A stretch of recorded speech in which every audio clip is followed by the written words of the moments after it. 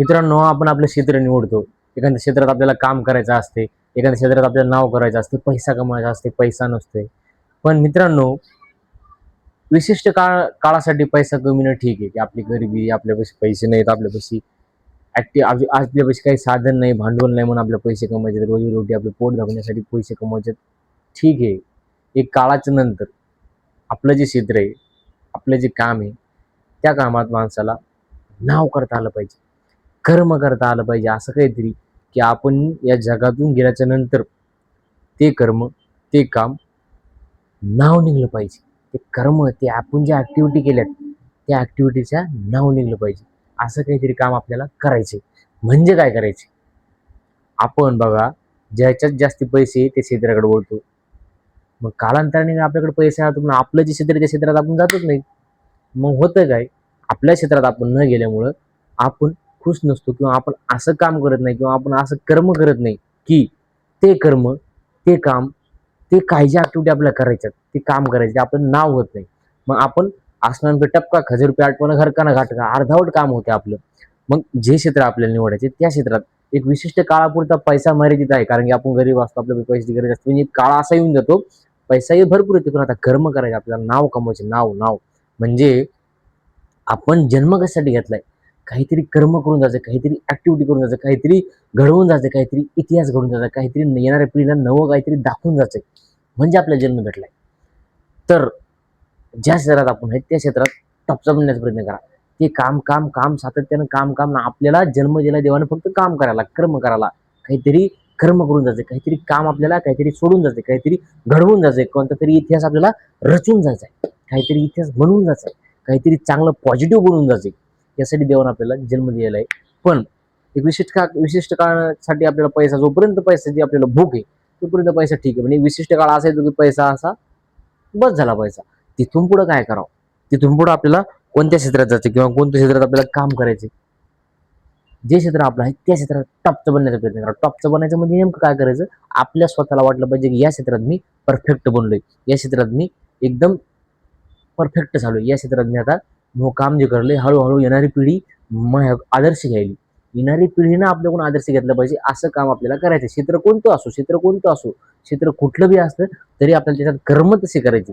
काम तसं झालं की ऑटोमॅटिक आपल्याला आपल्या ऍक्टिव्हिटी, आपले काम, आपलं कर्म, आपण त्याच्यात खुश राहू.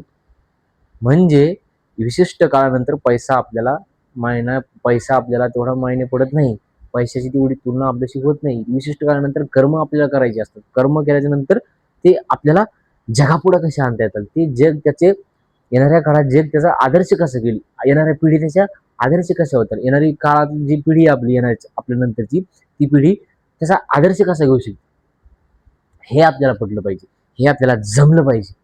तर आपण जन्म घेऊन काहीतरी सार्थक झालं, काहीतरी या जगाला, या निसर्गाला, या युनिव्हर्सला, या ब्रह्मांडाला काहीतरी जातानी देऊन जाता आलं पाहिजे. म्हणजे आपण जन्म घेतलाय, आपल्याला काम आहे, परिस्थिती, पैसा कमवायचा आहे, पोटपाणी भागवायचं, संसार दाखवायचा आहे, लेकरबाळ दाखवायचे, बायको, आई वडील, ह्या ज्या गोष्टी आहेत, याच्यानंतर बी आपल्याला काहीतरी कर्म करून जायचं. याच्या पुढे गेल्याच्या नंतर आपल्याला काहीतरी काम करायचं. ह्या संसार धकून, हे परिवार धकून, याच्या प्रपंचाच्या पुढे बी काहीतरी आहे आयुष्य. ह्याच्या पुढे तरी कर्म करून जायचं आपल्याला. असे कर्म करायचे, येणाऱ्या काळात जगानं नाव घेतलं पाहिजे, येणाऱ्या काळात मागच्या पिढीनं त्याचा आदर्श घेतला पाहिजे, येणाऱ्या काळात जे पिढी आहे पुढची त्यानं आपला आदर्श घेतला पाहिजे. असं काहीतरी चांगलं कर्म करून जायचं. क्षेत्र कुठलं बी असो, कुठल्याही बी क्षेत्रात काम करता येते, फक्त प्रामाणिकपणानं सातत्याने त्या कामावर आपलं प्रेम असलं पाहिजे. जेवढ्या कामाला आपण वेळ देतो ते सातत्याने 100% देतो का, आपला मन लावून ते काम देतो का, हे बघायचं. आजकालचे काय, नोकरी तेवढं माणूस मन लावून काम करत नाही, चाललंय ढेंगा ढेंगा. नोकरीवाले माणसं आळशी का होतात? ते त्याचे 100% कोण्याच ऍक्टिव्हिटी देत नाहीत. मी पण देत नाही. नोकरीवाले माणसं त्याची 100% कोणाच ऍक्टिव्हिटी देत नाहीत. ते त्या ऍक्टिव्हिटी देण्यासाठी प्रामाणिकपणा लागते, आणि जे आपलं आवडीचे क्षेत्र त्या क्षेत्रात ठरवलं लागतं, मला याच्यात कर्म करायचे, याच्यात कर्म करायचे, याच्यात कर्म करायचे, याच्यात कर्म करायचे, काम करायचे, काम करायचे, काम करायचे, काम करायचे. ऑटोमॅटिक तुम्हाला ऊर्जा मिळेल, ऑटोमॅटिक तुमच्या कामात तुम्हाला आवड मिळेल, तुमच्या आवडीमध्ये तुम्ही स्वतःला बघाल, स्वतःच्या कामाला बघाल. येणाऱ्या काळात तेच काम, असं कर्म घडून जाते. हळूहळू आपण तसं काम करत राहिलो ते कर्म ऑटोमॅटिक असं घडते की ज्याची हिस्ट्री बनते. ऑटोमॅटिक येणाऱ्या काळात येणारी पिढी आपल्याकडून ऑटोमॅटिक आदर्श घेते. जग त्याच्याकडे जगाचा बघण्याचा दृष्टिकोन बदलले. फक्त आपला त्या काम करण्याचा, त्या कामाकडे करण्याआधी बघण्याचा आपला दृष्टिकोन बदलला पाहिजे. आपलं ते काम करण्यासाठी सकारात्मकता दिली पाहिजे. 100% आपल्या त्याच्यात गेले पाहिजे, तरच ते काम आपल्याला परफेक्ट जमल. परफेक्ट आपल्याला काम जमल्यानंतर हळूहळू आपल्याला स्वतःला मजा वाटेल. ऑटोमॅटिक जग त्याच्याकडे बघल, जग त्याची दखल घेईल. आणि जग दखल घेऊ अगर न घेऊ, स्वतःला वाटलं पाहिजे हे काम मी प्रामाणिक केले, हे कर्म मी करून चाललो, जगात मी काहीतरी करण्यासाठी आलो, काहीतरी छोटंसं करून चाललोय. बस या गोष्टीवर तुमची काय राय आहे?